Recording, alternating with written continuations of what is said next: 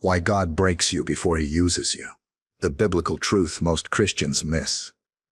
There are moments in your life when everything you trusted begins to fall apart at the same time. Not slowly, not gently, but all at once. The strength you depended on fails you. The people you leaned on disappear. The prayers you expected God to answer quickly seem to echo back in silence. And in that moment, a question rises in your heart that you may never say out loud. Why would a loving God allow this to happen to me? This is where many believers misunderstand God. We assume that if he is pleased with us, he will protect us from breaking. But the Bible tells a very different story. God does not only work through strength, he works through surrender. He does not just shape character through blessings. He forges calling through pressure. And he does not prepare his servants by making life easier. He prepares them by making them ready. If you are in a season where you feel stripped, reduced, humbled, or undone, this message is not meant to scare you. It is meant to steady you, because what looks like destruction may actually be divine preparation. God has never used a person deeply who was not first dealt with thoroughly. Every great move of God in Scripture is preceded by a breaking that looks unnecessary, unfair, or even cruel to the human eye. The truth is, God is far more concerned with who you are becoming than with how comfortable you feel along the way. He knows that unbroken strength produces pride, but broken strength produces dependence. He knows that untested faith collapses under pressure, but refined faith stands firm when everything shakes. And he knows that if he were to place his power on you too early, it would destroy you instead of fulfilling you. This is why God sometimes removes what you love, delays what you desire, and dismantles what you thought defined you. Not to punish you, but to prepare you. Not to harm you, but to heal you at a deeper level. What feels like loss may actually be God making room. What feels like weakness may be God creating access. And what feels like breaking may be the very moment heaven is getting you ready for purpose. So if you are wondering why God seems to be breaking you instead of blessing you, stay with me, because the Bible reveals a pattern that changes everything. God breaks before he builds, humbles before he exalts, and empties before he fills. And once you see this truth clearly, you may never look at your pain the same way again. Number 1, God breaks your pride before he trusts you with power. One of the first things God confronts in anyone he plans to use deeply is pride. Not always the obvious kind, the loud arrogance or boastful ego, but the quieter, more dangerous form, self-reliant. The belief that I can handle this, I know what I'm doing, I've got enough strength, talent, wisdom, or experience to make this work. Pride doesn't always look like confidence in public. Sometimes it looks like independence in private. The Bible consistently shows that God resists pride, not because he is threatened by it, but because pride makes us unusable. When you trust yourself, you stop listening. When you rely on your own strength, you stop praying with desperation. When you believe your ability is enough, you leave no room for God's power to operate. And God will never place his glory on a foundation that would steal credit from him or collapse under pressure. This is why God allows moments that humble you deeply. Situations where your intelligence doesn't save you, where your effort doesn't fix it, where your experience doesn't give you the answer. You try everything you know how to do and still fail. Not because God enjoys watching you struggle, but because he is lovingly dismantling the illusion that you were ever self-sufficient to begin with. Pride is subtle. It can hide inside ministry, morality, discipline, and even obedience. You can serve God and still secretly trust yourself more than him. So God applies pressure, not to crush you, but to expose what you are standing on. And when pride is exposed, it hurts. It feels like embarrassment, like failure, like being reduced, like losing control. But this breaking is mercy, because power without humility is dangerous. Authority without submission is destructive. Influence without dependence corrupts the soul. God knows that if he were to release his power through you while pride still ruled your heart, it would eventually ruin you. So he breaks pride first, by placing you in situations where you cannot succeed unless he intervenes. This is where many people become offended with God. They say, "Why would God let me fail like this?" But heaven is asking a different question. What would failure teach you that success never could? Success can inflate ego. Failure produces humility. Success can convince you that you did it. Failure forces you to admit that only God can.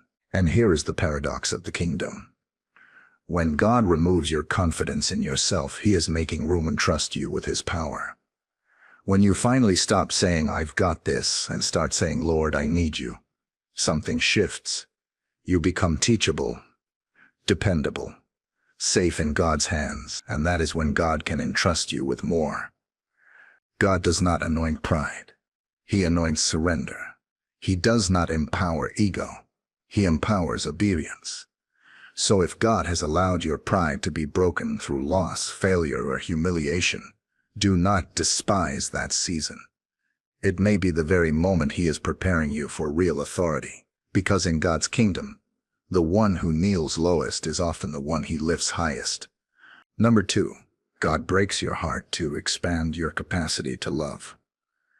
If there is a kind of love you can only learn through pain, not from books, not from sermons, not from good intentions.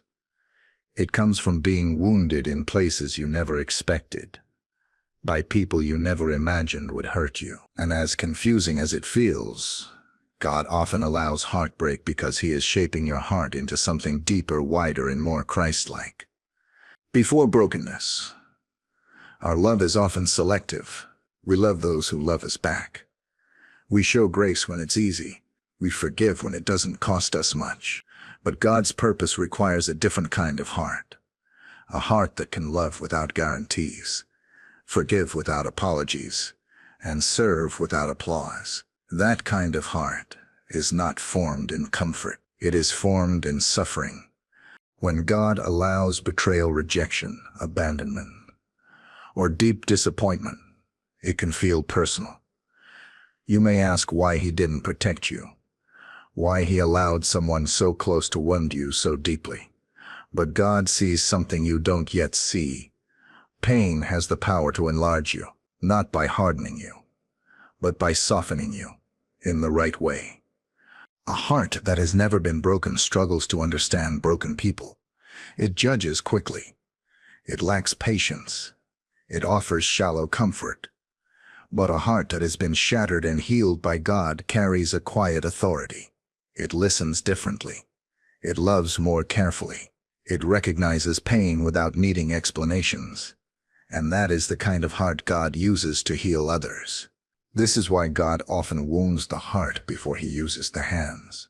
He wants your ministry, your calling, your influence to flow from compassion, not superiority, from empathy, not ego, from understanding, not assumption. Pain strips away the illusion that you are better than others and replaces it with the truth that you are just as dependent on grace as everyone else. But here is the danger. Brokenness can either make you bitter or make you better. The same pain that softens one heart can harden another. And the difference is not the pain itself. It is who you allow to heal you. When you let God into your wounds, he does not waste them. He transforms them into wisdom, tenderness, and strength. God does not break your heart to destroy your ability to love. He breaks it to purify it. Remove selfishness, to remove fear, to remove conditions, so that when you love again, you love with depth, humility, and truth. And when God finally uses you, people won't feel judged by your strength. They will feel safe in your understanding. So if your heart has been broken in ways you cannot explain, do not rush to close it. Do not build walls God never asked you to build. Let him heal you fully, because the heart God heals is the heart he trusts. And the deeper the wound, the greater the capacity for love he is forming within you. Number 3. God breaks your plans, so his purpose can take control. There are few things more painful than watching the future you carefully planned fall apart. You prayed about it. You worked for it. You believed God was in it. And then, without warning, doors closed, timelines collapsed, and everything you thought was certain suddenly became unclear. In those moments it feels personal, as if God himself stepped in to undo what you were building. But Scripture reveals a pattern that is hard to accept. God often interrupts good plans to establish greater purpose, not because your plans were sinful, but because they were incomplete. You were planning with limited vision. God was planning with eternity in mind. Our plans usually revolve around comfort, speed, security, and control. God's purpose revolves around transformation, alignment, and impact. And when those two paths collide, God's purpose always wins. That is why he sometimes allows the very thing you were sure about to fail, not to mock your faith, but to redirect it. When God breaks your plans, it exposes how tightly you were holding them. Plans feel safe because they give us a sense of control over the unknown. But faith does not grow in control. It grows in surrender. God knows that as long as you are clinging to your own blueprint, you will struggle to fully trust his. This breaking often feels like delay, like wasted time, like starting over. You may look at others moving forward while you feel stuck in reverse. But heaven is not in a hurry. God is more concerned with who you will become on the way than how fast you arrive. And sometimes the only way to reshape your direction is to stop you completely. What you may not realize is that some doors must close because they lead to places your calling cannot survive. Some paths must end because they would limit the impact God intends for your life. God sees outcomes you cannot yet imagine, and he loves you too much to let you settle for something smaller than what he designed. Breaking your plans also teaches you obedience. It forces you to ask God again, listen again, and follow again. You move from saying, "This is what I want God to bless," to saying, "God, show me what you are blessing." And that shift changes everything. So if your plans have been dismantled, do not interpret it as abandonment. It may be divine intervention. God is not taking something from you. He is taking you somewhere. And once you release the future you imagined, you will discover the purpose you never could have planned on your own. Number 4. God breaks your strength to teach you how to walk by faith. There comes a point in many believers' lives when strength is no longer enough. You have prayed, pushed, endured, and tried to stay faithful. Yet you feel empty, not lazy, not careless, just exhausted. And that exhaustion is not accidental. God often allows you to reach the end of your strength because faith does not fully awaken until self-effort runs out. As long as you still have energy to rely on yourself, you will. As long as you believe one more push will fix everything, you will keep pushing. But God knows that living by faith cannot coexist with living by sheer willpower. Strength can imitate faith for a while, but it cannot sustain it. This is why God allows seasons where your emotional strength fades, your motivation dries up, and even your spiritual routines feel heavy. You are forced to confront a hard truth. You cannot live this life on yesterday's strength, and you cannot walk with God on borrowed energy. Faith requires daily dependence. Breaking your strength is deeply uncomfortable because it removes your sense of control. You are no longer able to perform your way through problems. You can no longer hide behind discipline, consistency, or experience. You must learn to trust God moment by moment, breath by breath. This is the point where many people panic. They confuse weakness with failure. They assume God is disappointed with them because they feel tired. But in reality, This is often the moment God is most pleased, because you are finally learning to lean instead of strive. When your strength is broken, prayer changes. It becomes less polished and more desperate, less scripted and more honest. You stop asking God to help you do it and start asking Him to carry you through it. And that shift is powerful. Faith is not proven when you feel strong. Faith is proven when you keep walking even when you feel empty. When obedience continues without emotional reinforcement. When trust remains without visible progress. That is the kind of faith God builds through weakness. God does not break your strength to leave you powerless. He breaks it to connect you to a greater source, because when your strength ends, His begins. And once you learn to walk by faith instead of force, you will never mistake exhaustion for defeat again. Number 5, God breaks your identity before He reveals who you truly are. There are seasons when it feels like everything that once defined you has been taken away. Your role changes. Your position fades. Your influence shrinks. People stop recognizing you for what you used to be known for, and in that quiet loss, a painful question surfaces. If I'm not this anymore, then who am I? This is not accidental. God often dismantles false identities before He establishes true ones.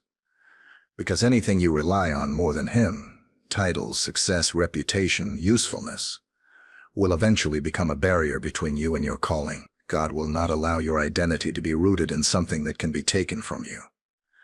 Before the breaking, identity is often tied to performance. You feel valuable when you are productive. You feel secure when you are needed. You feel significant when you are seen. But God knows that identity built on function will collapse the moment function is removed. So He allows a stripping that feels deeply personal. This kind of breaking is one of the most painful, because it attacks your sense of worth. You may feel invisible, forgotten, or replaced. It feels like being overlooked while others move forward. But what God is doing is far deeper than what people can see. He is separating who you are from what you do. When God removes the labels, He is making space for intimacy. Without titles to hide behind, you are forced to come to Him as you truly are, not as the strong one, not as the leader, not as the helper, just as His child, and that is where true identity is formed. This is also why this season often feels lonely. People who are drawn to your role may drift away when the role disappears, but God remains, and in that solitude, He speaks truth that noise would have drowned out. He teaches you that your worth was never earned. It was given. God does not break your identity to erase you. He breaks it to anchor you, so that when He lifts you again, you will not be shaken by praise or destroyed by criticism. You will know who you are even when no one is watching. And that is the kind of identity God can trust with lasting influence. Number 6, God breaks your silence to teach you how to hear His voice. There are seasons when God seems quiet in a way that unsettles you. You pray, but the answers don't come the way they used to. The emotions that once accompanied worship fade. The clarity you relied on feels distant, and in that silence, doubt begins to whisper. Did God stop speaking, or did I do something wrong? But biblical silence is rarely absence. More often it is invitation. God sometimes removes the noise around you and within you, because your hearing has been shaped by familiarity, not discernment. You learn to recognize His voice through feelings, circumstances, or immediate results. And while God uses those things, He does not want you dependent on them. So He leads you into quiet where faith must listen deeper. This breaking is uncomfortable, because silence exposes impatience. It reveals how much you relied on constant reassurance. Without quick answers, you are forced to remain still, to wait and to trust that God is working even when you cannot trace Him. and waiting reshapes the heart. In silence, God retrains your ears. You begin to notice conviction instead of emotion, direction instead of excitement, peace instead of explanation. God teaches you that His voice is not always loud, dramatic, or urgent. Sometimes it is steady, firm, and gentle, guiding you from within rather than pushing you from without. This is also where obedience matures.